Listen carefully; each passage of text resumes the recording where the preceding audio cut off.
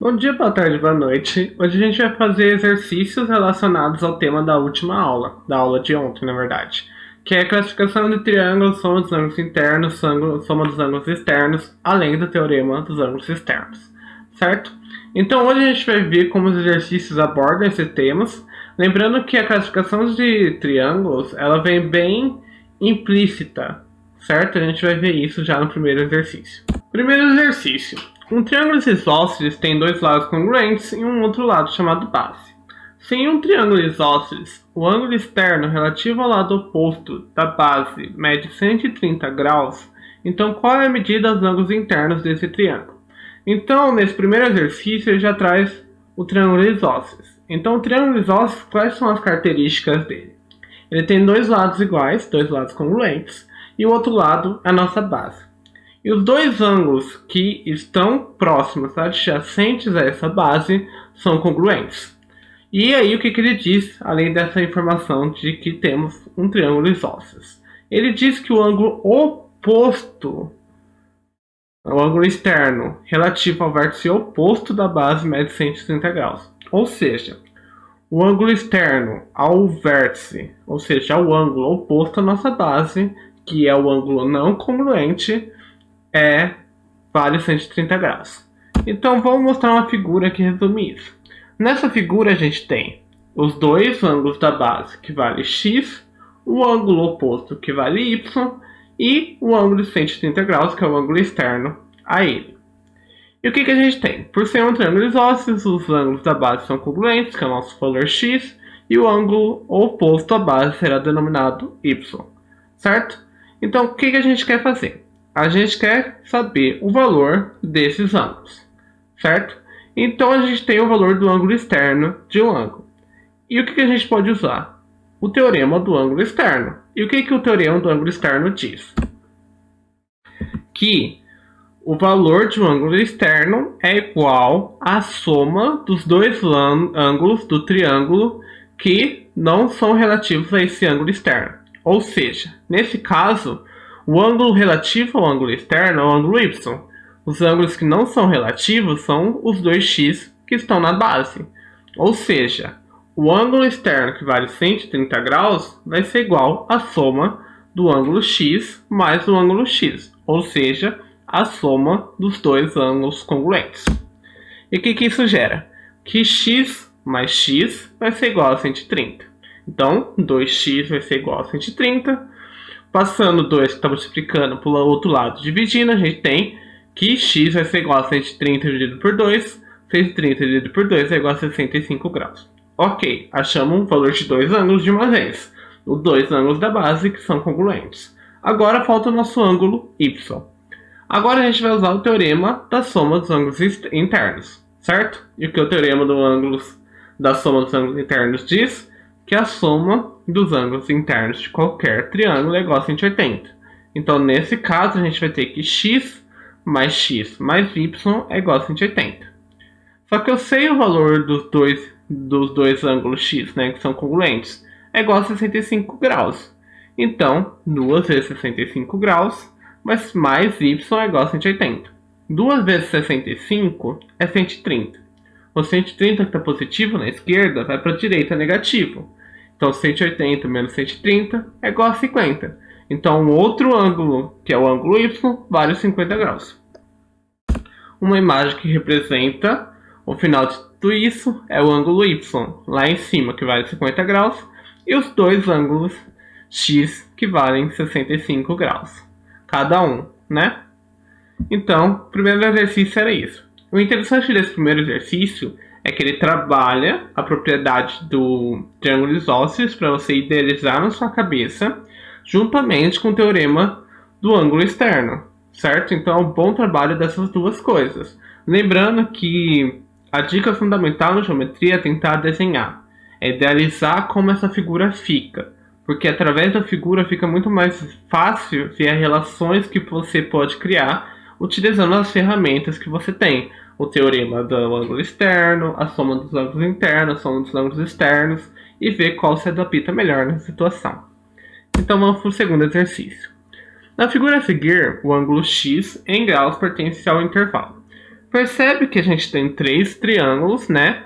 O primeiro que a gente tem valor de dois ângulos, que é o 3x e o 4x. O do meio, que é o triângulo central, que só tem um ângulo, que é o 5x. E o último triângulo, que tem dois ângulos, um de 6x e um de 2x. Só que ele quer saber o valor unitário de x, certo? E como a gente vai fazer isso?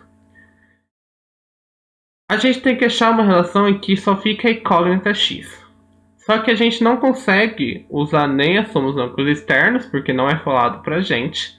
Também não é falado nenhum ângulo externo para a gente usar o teorema do ângulo externo. E além disso, não dá para usar a soma dos ângulos internos, porque se a gente, por exemplo, no primeiro triângulo de 4x e o de 3x, se a gente chamasse o ângulo que falta de y, ficariam duas incógnitas na soma dos ângulos internos, certo? Então a gente tem que achar um jeito de tentar relacionar todo esse x de uma única forma para conseguir calcular o valor unitário de x. E como a gente vai fazer isso? A gente vai denominar os ângulos que faltam no primeiro e no último triângulo, um de y no primeiro e o de z no último. E o que acontece? A relação entre esses ângulos e o ângulo que está faltando em cada lado do triângulo central é que eles são opostos pelos vértices. Ângulos opostos pelo vértice, eles são iguais. Então o que a gente tem? Se a gente denominou o ângulo que falta no primeiro triângulo, ou seja, o triângulo que tem como valor de dois ângulos, um de 4x e um de 3x, a gente chama o outro de y, automaticamente um dos ângulos que falta no triângulo central também vai se chamar y. Por quê? Porque esses dois ângulos, que eu vou denominar de y, eles são opostos pelo vértice. Portanto, eles são congruentes, certo? A mesma coisa ocorre do outro lado. Se no último triângulo, que é o que tem 6x e 2x, eu chamar o ângulo que falta de z, automaticamente eu chamo o ângulo que falta no triângulo central também de z. Por quê? Porque esses dois ângulos são opostos pelo vértice e ângulos opostos pelo vértice são congruentes, ou seja, têm o mesmo valor. Então o que eu reparo? Que no nosso triângulo central a gente tem três incógnitas, né? X, Y e Z. Só que tem como eu criar relações no primeiro triângulo de Y com X e no último triângulo de Z com X.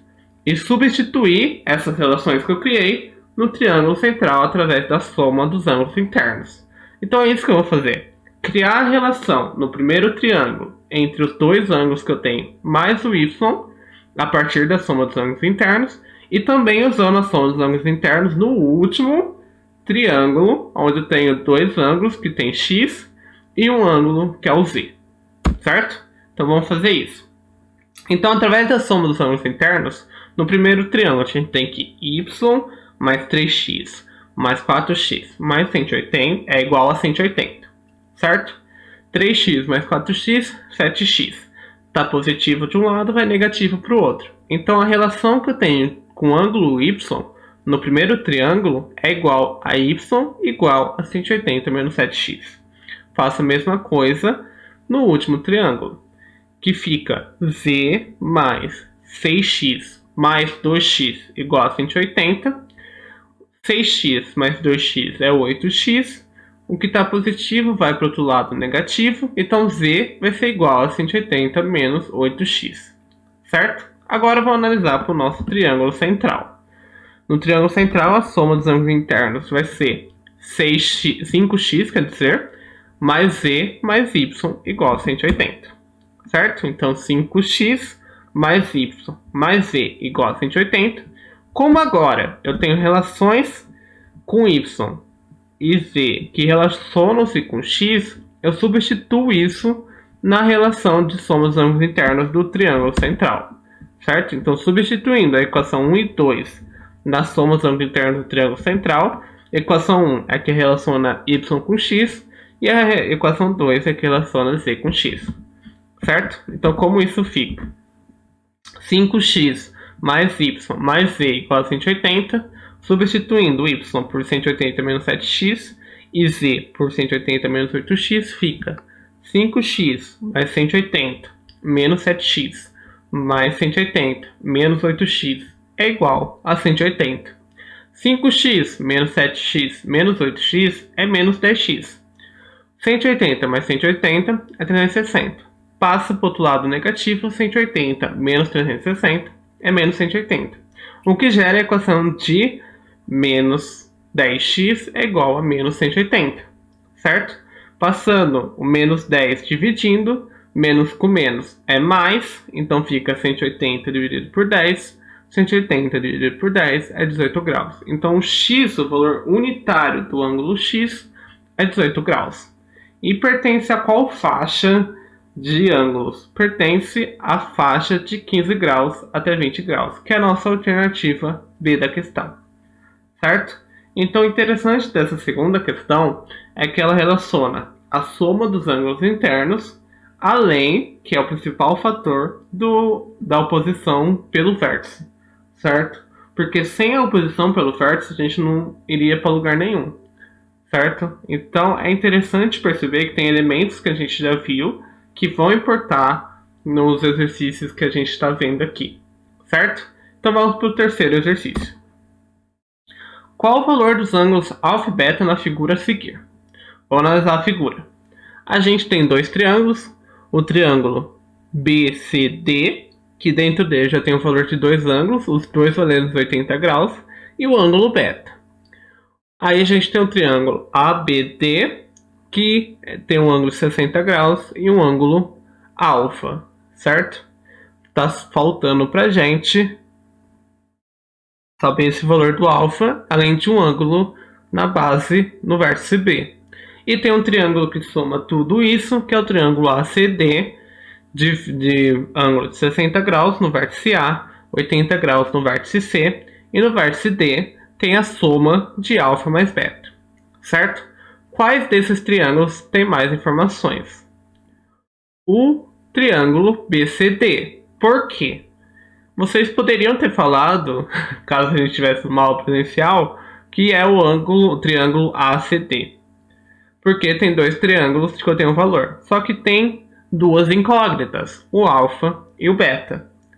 Certo? Então eu não iria para lugar nenhum, porque eu não sei o valor nem de alfa e nem de beta. Então eu teria que ficar entre o triângulo ABD e o triângulo BCD. Certo? E nesse caso, por que é o triângulo BCD? Porque o triângulo BCD tem dois ângulos e apenas uma incógnita, enquanto que o ABD tem um ângulo, que eu sei o valor, que é o de 60 graus, o alfa não sei o valor, e nem o do vértice B, certo? Relativo ao triângulo ABD, lembrando disso. Então, eu começo vendo o triângulo BCD. Então, o que eu posso fazer nesse triângulo BCD? A soma dos ângulos internos, porque eu sei que a soma dos ângulos internos de qualquer triângulo é 180. Então 80 mais 80 mais beta deve ser igual a 180. Fazendo essa conta, 80 mais 80 é 160.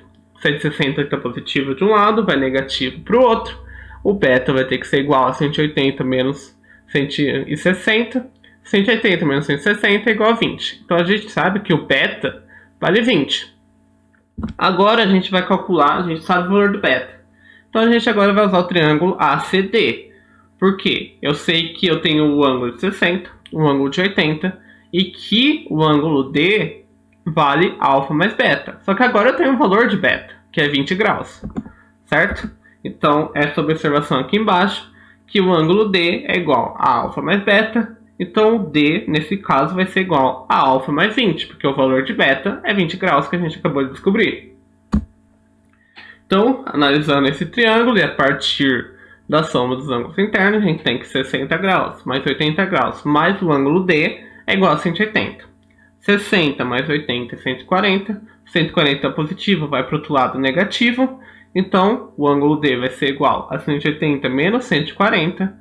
180 menos 140 é igual a 40. Então o ângulo D vale 40. Só que o ângulo D, como a gente acabou de concluir, é igual a alfa mais 20.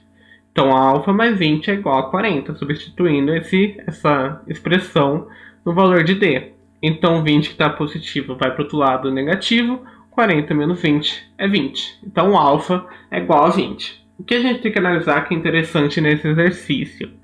Primeiro, a divisão dos triângulos e você perceber qual triângulo é mais fácil de utilizar inicialmente. E a partir desse triângulo, você pode usar outros caminhos para chegar, certo? Então, o que é interessante?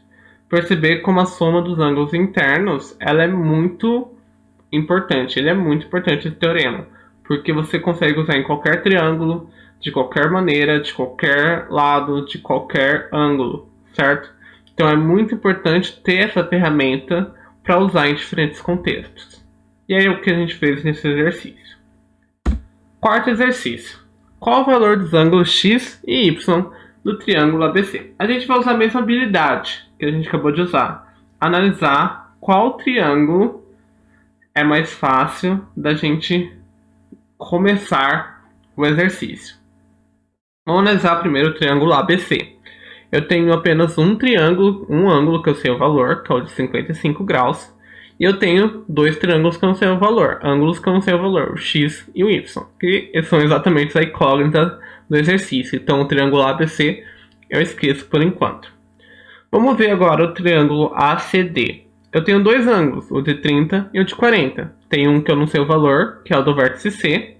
Só que eu sei que o ângulo externo a ele vale x.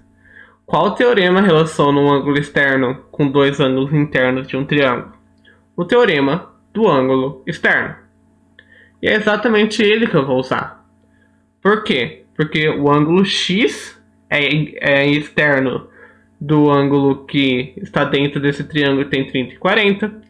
Então, automaticamente, como 30 e 40 não se relaciona-se com x dentro do triângulo ACD, o x, que é o ângulo externo, vai ser igual à soma desses ângulos. Então, x vai ser igual a 30 mais 40. Então, x vai ser igual a 70. Como eu achei o valor do x agora, eu posso retornar para o nosso triângulo ABC, porque agora eu tenho dois valores para uma incógnita. Fazendo isso, a partir da soma dos ângulos internos, que o que diz a soma do ângulo interno, só para recordar, que a soma dos três ângulos de um triângulo é sempre igual. Três ângulos internos, quer dizer, é sempre igual a 180. Então, 55 mais x mais y é igual a 180. Sabendo que o nosso x vale 70, 55 mais 70 é 125, o que está positivo de um lado vai negativo para o outro. 180 menos 125 é 55, então y vale 55 graus. Então, x vale 70, y vale 55 graus.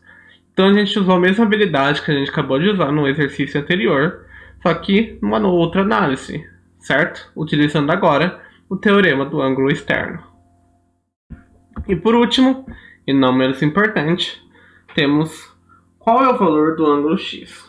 O ângulo x está no vértice A. Só que a gente ainda não tem um triângulo, nem para usar a soma do ângulo interno, nem a soma dos ângulos externos, e nem o teorema do ângulo externo, certo? Então a gente tem que formar um triângulo. Como a gente vai formar esse triângulo? A gente vai continuar o traçado do segmento AC. Então a gente vai prolongar esse segmento, certo? Lembrando que tem uma informação que está escondida nessa figura, que essa reta R que sai de C, ou seja, essa semi-reta, na verdade, que sai de C, ela é paralela à reta S que sai do ponto B, ou seja, a semi-reta S que sai do ponto B. Então, o que isso significa? Que eu caio na situação de duas retas paralelas cortadas por uma transversal. Quem vai ser a nossa transversal? O prolongamento do segmento AC, certo? Que vai gerar essa figura aqui. Ao continuar no traçado do segmento AC, temos um ponto de encontro desse traço com a reta S paralela à reta R. Assim, a formação de um ângulo correspondente a 110 graus. Por que esse ângulo formado é de 110 graus, que é o ângulo que a gente tem acima? Porque ambos estão do mesmo lado da transversal, lembrando que a transversal é quem? O nosso prolongamento do segmento AC. Então, ambos estão do lado direito do nosso prolongamento, da nossa transversal. E ambos estão em lados contrários em relação às paralelas. O ângulo 110 original ele está afora das paralelas, ele está externo às paralelas, enquanto que o ângulo formado ele está interno, então eles são correspondentes, certo? E quando dois ângulos são correspondentes, eles têm a mesma medida, ou seja, eles são congruentes. Então, por isso que eu sei que esse ângulo vale 110. Ok, Bruno, achei o ângulo 110. Mas o que eu faço com ele para achar o ângulo de x? Vamos analisar o triângulo AB e esse ponto de encontro. Forma um triângulo, certo? Onde eu tenho duas medidas, o x e o de 80, e uma medida que eu não tenho. Só que eu tenho um ângulo externo a essa medida que eu não sei nem faço ideia, certo? Então, qual o teorema que eu uso quando eu tenho um ângulo externo e dois ângulos que não têm relação dele com ele dentro de um triângulo? O teorema do ângulo externo. Como vai ser? 110, que é o nosso ângulo externo, vai ser igual a x, que está no vértice A, mais 80 graus, que está no vértice C. Então, 110 é igual a x mais 80. 80 está positivo, vai para o outro lado negativo. X igual a 110 menos 80. O valor de x é igual a 30 graus. Eu agradeço a atenção de todos até aqui. Espero que tenham entendido o exercício. Qualquer dúvida, me chame de alguma forma. Muito obrigado. Até a próxima. Beijo, beijo. Tchau, tchau.